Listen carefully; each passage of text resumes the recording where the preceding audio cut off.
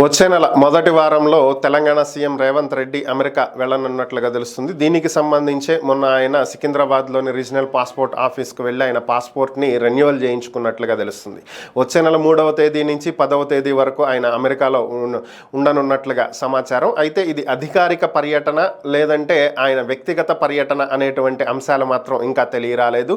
అయితే ఈ పర్యటనలో ఆయన పలువురు పారిశ్రామికవేత్తలను కలవనున్నారని, తెలంగాణలో పెట్టుబడులు పెట్టేందుకు వారితో చర్చలు జరపనున్నారనేది సమాచారం. ఒకవేళ అదే నిజమైతే అది అధికారిక పర్యటన అవుతుంది కానీ వ్యక్తిగత పర్యటన అయితే కాదు. మరి ఓవరాల్గా దీనికి సంబంధించి అధికారిక ప్రకటన అయితే ఇంకా తెలంగాణ సీఎంఓ నుంచి వెలువడలేదు. ఇది విశ్వసనీయ వర్గాల సమాచారం.